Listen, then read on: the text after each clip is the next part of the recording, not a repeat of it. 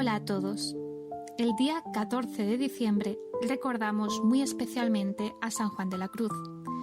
Y en esta ocasión os traemos un podcast para dar a conocer el papel que tuvieron algunas carmelitas descalzas en la defensa y preservación de su legado, así como la extraordinaria labor de dirección espiritual que desempeñó el santo con las religiosas de la orden. Y es que el místico, además de ser confesor de muchas de ellas, también estableció lazos de fraternidad que iban más allá. Eran verdaderas relaciones de mentoría que dejaron una estela de discípulas que continuaron su carisma y lo defendieron de las difamaciones que sufrió en sus años postreros. Esto se ve muy claramente en los procesos de beatificación, principal fuente de la que nos valdremos hoy. Como debemos ajustarnos a un formato sintético, vamos a tomar solo 3 declaraciones, ya que no podemos abordarlo todo. Debo advertir, como siempre, que estos materiales deben analizarse teniendo en cuenta su finalidad, contexto y género, y para un estudio mucho más riguroso deberían contrastarse con otros testimonios documentales. Hoy solo ofreceremos una introducción. Dicho esto, empezamos. San Juan de la Cruz a través de sus discípulas.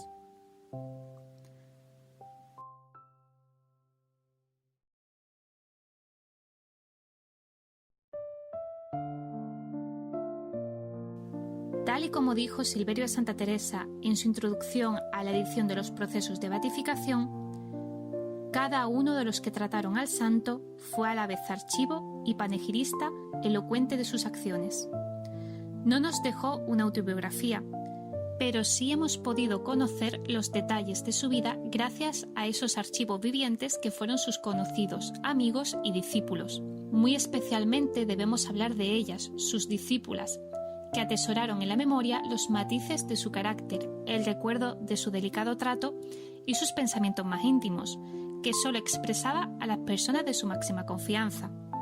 Pues bien, todo esto quedó editado por Silverio de Santa Teresa en 1931 y en 1991 Fortes y Cuevas completaron la edición con 4 volúmenes más. Os dejo todo indicado en la caja de descripción. Tomaremos 3 declaraciones, comenzando por María de la Madre de Dios, quien testificó en Baeza. Esta religiosa había profesado en Granada en 1588 y tenía 51 años al momento de estas informaciones. En su testimonio destacamos una simpática anécdota que cuenta en la pregunta 15, donde se habla del espíritu de profecía del santo. Como veremos a continuación, este estilo narrativo está escrito en tercera persona, pero a menudo se trataban de escritos hechos por las propias monjas. Los hechos que narra María de la Madre de Dios sucedieron en el convento de Granada, en el locutorio a la hora de la recreación, y dice así: Vino allí el dicho padre Fray Juan de la Cruz, que acaso por ser lejos su convento se había quedado allí en un aposento de la portería. Y en este rato las monjas, por oírle con el espíritu que siempre hablaba, trajeron sus labores de mano a dicha reja, por no estar ociosas. Y 2 de ellas, que se llamaban María Evangelista de Jesús y otra María de San Juan, hacían seda de encañado con sus devanaderas, de por sí cada una, y ambas se daban mucha priesa, por acabar primero la una que la otra. Y quedándole poca a la Madre María de San Juan, la Madre Evangelista, a quien quedaba mucha más, se daba priesa, y dijo el dicho Santo Padre: Vaya despacio, no pierda la paz y el sosiego del alma, porque la ha de acabar primero. Lo cual pareció imposible a la comunidad, por quedarle mucha más seda que a la Madre San Juan, que iba ya acabando su madeja. Y en esto que se desconcertó la devanadera de la dicha Madre San Juan, cayendo cada cáñula por su cabo, y estando atada de sus cuerdas, que pareció hecho milagroso, como lo fue, y se quedó sin acabar su seda la dicha Madre San Juan, y la Madre Evangelista acabó primero la suya, cumpliéndose lo que el dicho Padre Santo le había dicho, lo cual esta testigo y las demás monjas tuvieron por inspiración del cielo. También debemos destacar de este testimonio lo que dice María de la Madre de Dios sobre las informaciones difamatorias que se trataron de hacer contra el santo, siendo la comunidad interrogada y reaccionando de la siguiente forma: esta testigo estaba en la ciudad de Granada y vio atribuladas y admiradas las monjas del dicho convento de ver tal modo de informaciones y de proceder de un prelado mozo, como lo era el que las vino a hacer, y que no era superior de la orden, y no solo por esto, sino por tener todo aquel convento muy grande concepto de la santidad del dicho santo padre Fray Juan, y conocerle por hombre irreprensible e inculpable en su vida y costumbres. Y así notó esta testigo en aquella ocasión que, aunque hubo en Granada aquellas informaciones, todo el convento se quedó con la misma opinión que tenían de la santidad y virtudes del dicho santo, atribuyéndolo todo, informaciones y tantos preceptos como puso el dicho prelado, que las hacía pidiendo cartas y retratos que había de este santo. Era todo demasía, y así lo descubrió y dio a entender el tiempo.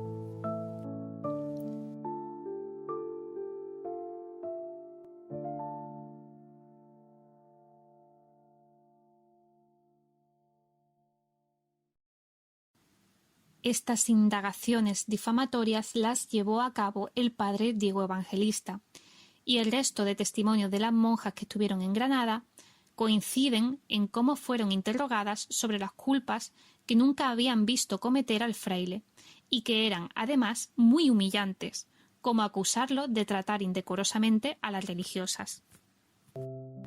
Con esto dejamos el testimonio de María de la Madre de Dios y nos vamos a Úbeda, donde nos encontramos el extraordinario testimonio de la Madre María de la Cruz Machuca, insigne carmelita escritora y una de las discípulas más aventajadas de San Juan de la Cruz. Esta descalza merece un vídeo propio, pero la voy a presentar muy brevemente. Era natural de Granada y sufrió durante su infancia múltiples pérdidas cercanas, como la de su padre y muchos de sus hermanos. Vivió en la casa de unos tíos suyos donde, gracias a los materiales de sus primos, aprendió gramática y se aficionó a las lecturas clásicas y doctrinales. A los 20 años, su madre la llevó a entrevistarse con los padres descalzos, viendo el anhelo de recogimiento que su hija tenía, y después de conocer al padre Pedro Carmelo y a Jerónimo Gracián, conoció a San Juan de la Cruz por intercesión de una prima suya que iba a ser monja. Gracias a él fue admitida en el convento granadino. Años más tarde fue destinada a la fundación de Úbeda, donde ocupó el cargo de priora 4 veces, además del de maestra de novicias. La especial relación de discipulado que se estableció entre ella y el santo requiere, como digo, de su propio comentario. En esta ocasión hablaremos solo de su testimonio en el proceso de beatificación. Pues bien, María de la Cruz inserta en la declaración su propia historia vocacional y de cómo Juan de la Cruz la ayudó a ingresar en el convento, pero lo hace de forma impersonal, sin mencionar que se trata de ella, quizás por humildad. Habla de una doncella, entre comillas, y dice lo siguiente: comunicando en Granada una doncella al bienaventurado padre Fray Juan cómo deseaba ser monja descalza, mas que no tenía dote suficiente, el santo, por lo que Dios se sabe, le animó a ello y así procuró la propusiese al convento la prelada, y como la priora reparase en la dote, díjole el santo: «Madre, ¿y estos deseos que tiene esta alma hansen de perder?». Con lo cual la prelada la propuso al convento y la recibieron. Esa prelada que menciona no era otra que Ana de Jesús Lovera. En su autobiografía, María de la Cruz da más detalles, y en esta versión lo que Juan de la Cruz dijo fue: «¿Es posible, madre, que se han de perder estos deseos y le hemos de quitar a Dios esta esposa por 4 reales más o menos?». Y la priora, o sea, Ana de Jesús Lovera, fue convencida y la novicia admitida. María de la Cruz también describe en su declaración su toma de hábito, la cual ofició el propio santo, y dice así: «Y asimismo dijo que habiéndole el santo dado el hábito, la primera vez que después se vio esta testigo con las demás religiosas, ella, imponiéndose delante para que le echase la bendición, le dijeron: «Quiérala vuestra reverencia mucho, que se llama de la Cruz», porque ese sobrenombre habían puesto a esta testigo. Y él respondió: «Quererla he yo mucho, si ella fuere amiga de la Cruz». Ella misma, en su autobiografía, cuenta que uno de los motivos por los que tomó ese nombre en religión fue en honor a su director, Juan de la Cruz, además de ser un recordatorio de las gracias de la Santa Cruz. Por eso él respondió que, si iba a ser amiga de la Cruz, la iba a querer mucho, y así fue. Otra anécdota curiosa que nos trae María de la Cruz es la famosa exclamación que el fraile hizo al ver un niño Jesús dormido sobre una calavera, que las monjas de Granada le mostraron por Navidad. Al verlo, exclamó: «Señor, si amores me han de matar, ahora tienen lugar».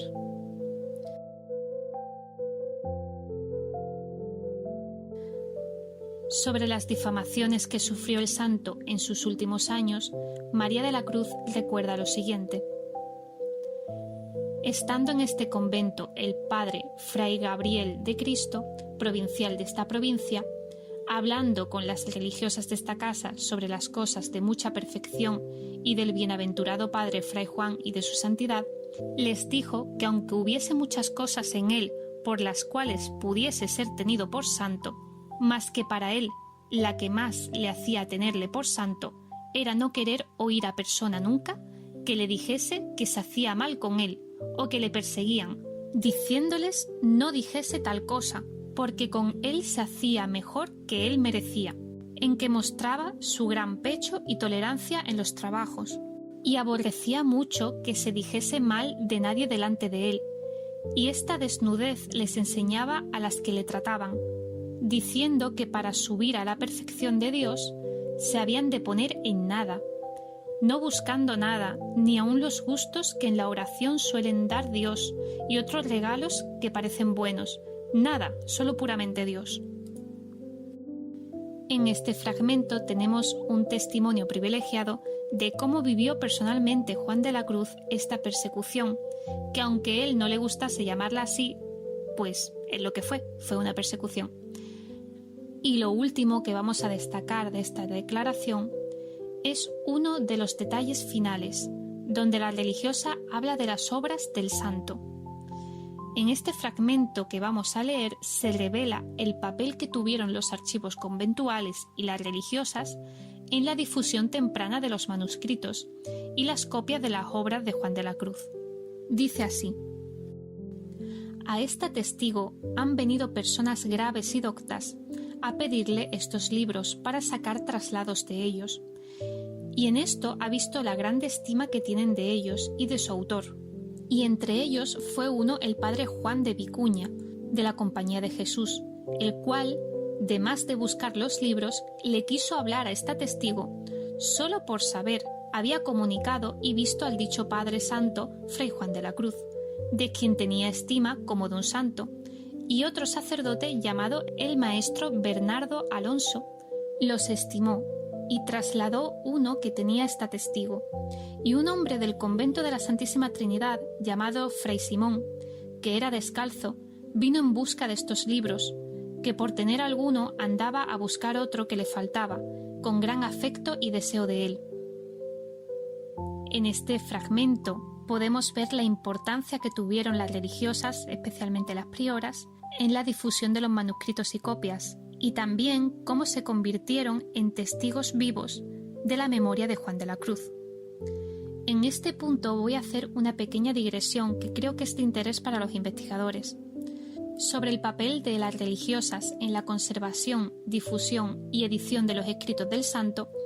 Además de Ana de Jesús Lovera, fue muy importante Isabel de la Encarnación, en el siglo Isabel de Puebla, profesa de Granada. Ella fue a quien Ana de Jesús, antes de partir hacia la fundación de Madrid, en 1586, dejó encomendada la copia manuscrita del Cántico Espiritual de San Juan de la Cruz. Isabel, que fue también discípula del santo, llevó el manuscrito a Sevilla, Baeza y Jaén, donde murió. Gracias a ella se difundió el Cántico Espiritual por los conventos andaluces. Declaró en el proceso de beatificación de Jaén, pero desgraciadamente no he logrado acceder a una edición de este proceso. Y con esto terminamos con la declaración de María Machuca.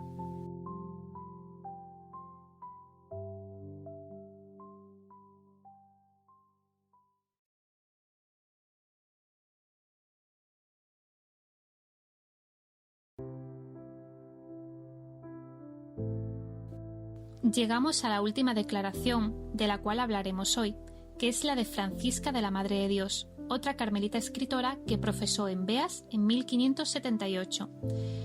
Ella fue testigo del momento en el que Juan de la Cruz llegó a Beas tras haberse escapado de la prisión de Toledo, y también vivió de primera mano el cuidado con el que Juan de la Cruz confesaba, dirigía y se ocupaba de las almas de las religiosas mientras él era prior del Calvario, e incluso después, cuando fundó en Baeza, él caminaba cada 15 días a Beas para visitarlas y les escribía con muchísima frecuencia. Así lo declaró ella misma. Porque en el tiempo que vivió fue muy grande el amor que a este convento tuvo, el cual mostró acudiendo con particular cuidado al aprovechamiento de las almas de las religiosas de él y enseñarles el camino del cielo con un término tan divino que a cada una de por sí y en particular todo era que se desnudasen de sí mismas y se vistiesen de Dios, y por esto acudía muchas veces, como dicho tiene, procurando enseñar a todas lo más perfecto. Y más tarde continúa diciendo: siempre esta testigo y las demás religiosas del dicho convento tuvieron por cierto y sin duda que el dicho Santo Padre, Fray Juan de la Cruz, tuvo muchas ilustraciones de nuestro Señor, porque el susodicho escribió algunas cartas a este dicho convento con el sobrescrito para toda la comunidad, y dentro, comenzando por la priora hasta la última, a cada una les iba nombrando por sus lugares, diciéndoles en lo que se habían de ejercitar. Francisca de la Madre de Dios también nos ha dejado detalles sobre lo que escuchó decir a Juan de la Cruz de los meses que estuvo en prisión. Es un relato sorprendentemente detallado sobre su encarcelamiento y huida. Escuchémoslo entero y con esto terminamos. Que siempre conoció en el dicho Santo Padre, Fray Juan, tener muy grande paciencia, y en particular en la prisión que tuvo en la ciudad de Toledo,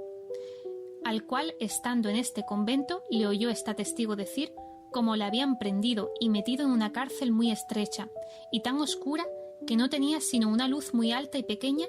y con mucha descomodidad, y que los viernes le sacaban al refectorio y le azotaban y le prendían, diciéndole que él había sido el que había dado en estos desatinos y disparates de descalzarse y mudar el hábito que tenía revuelta y escandalizada a toda la religión, y era aprobio de ella. Mira quién, un frailecillo nos pone en tanto alboroto, y otros 1000 aprobios, los cuales eran tales que los religiosos mozos lloraban y se enternecían de él, y decían entre ellos: este es santo, digan lo que quisieren, y que él tenía tantos males que le habían parecido que habían quedado cortos, y todo le parecía poco según lo bajamente que se sentía de sí, y que tenía un interior y deseo muy grande que le maltrataran más por tener que padecer por Dios, y que en la dicha prisión había estado como 9 meses, y que era mucho el consuelo que tenía en aquella estrecha cárcel, porque le parecía estaba en el cielo, y que le visitaba nuestro Señor, y que particularmente había comenzado a cantar aquella canción que dice: ¿a dónde te escondiste, amado, y me dejaste con gemido? Y que entonces le había parecido que le había hablado Dios, y dicho él: aquí estoy contigo, y yo te libraré de todo mal, y que le había enllenado aquella cruz tanto el alma de consuelo que le parecía estaba en la gloria, y que de allí adelante jamás le había acercado pena semejante, y que en la cárcel se había enllenado de grande claridad, que parecía cosa del cielo, y que en los dichos 9 meses había tenido luz y hablaba con nuestro Señor, al fin de ellos, en que le dijo que saliese de la cárcel, y dudando de ponerse en las dificultades que había para salirse y descolgarse, que parecía era despeñarse al hacer cosa semejante, entonces le había dicho nuestro Señor que a quien había hecho que Eliseo pasase por el palio de Elías por el Jordán, apartándose las aguas, le sacaría de todas aquellas dificultades, y así se determinó por hacerlo, y que le iban diciendo interiormente lo que había de hacer, y así se había descolgado, hincando el cabo del candil en una pared, y atado a él unos pedazos de mantas, siendo la parte por donde se descolgó muy alta y peligrosa, y habiendo ya caído, se había hallado que no tenía remedio de salir de allí, y que se había visto tan afligido que había querido llamar a los frailes para que le volviesen a la prisión y pedirles misericordia, y que no pudiendo salir, le había parecido que nuestro Señor le había desamparado para que viese y advirtiese que no por su sola industria y maña se salía de aquella cárcel, y quisiera no haber salido, y dudaba si había sido engañado, y que estando en esta aflicción vio cerca de sí una luz con una nube pequeñita, que daba de sí claridad, que le dijo: «Sígueme», y que entonces se había llenado de esfuerzo y ánimo, y confortado el corazón, la había seguido por partes tan dificultosas que la había admirado cómo había podido pasar sin despeñarse, y que salido de dichos peligros se había desaparecido la dicha nubecilla, quedando sus ojos algo medrosos y con vislumbres, todo lo cual le dijo a esta testigo, el dicho padre Fray Juan, estando con él a solas, y que le rasaron sus ojos de lágrimas, y con mucho entendimiento dijo: «¿Qué mercedes me habéis hecho, Dios mío? Qué mal os las agradezco, y qué poco os amo, queriéndome vos tanto». Y se quedó un poco suspenso,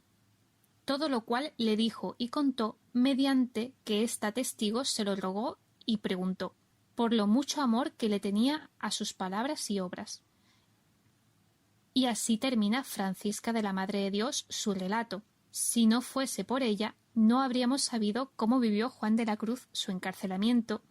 y qué le movió a salir de allí. Durante este podcast hemos soltado muchas ideas que merecerían un estudio más detallado, pero si con algo debemos quedarnos, es con la importancia que tuvieron las discípulas de San Juan de la Cruz en la conservación y difusión de su memoria y de sus escritos, y sobre todo en la especial relación que el santo entabló con las religiosas de la orden, velando por sus almas y preocupándose de cada una particularmente, sin olvidar ninguna, siempre atento a sus necesidades. Y si quieres que más personas aprendan sobre Juan de la Cruz y las Carmelitas Descalzas, compártelo, dale a me gusta y suscríbete. Así YouTube mostrará el vídeo a más personas. En la descripción tenéis la bibliografía y toda la información que necesitáis si queréis profundizar en el tema. Muchas gracias y hasta pronto.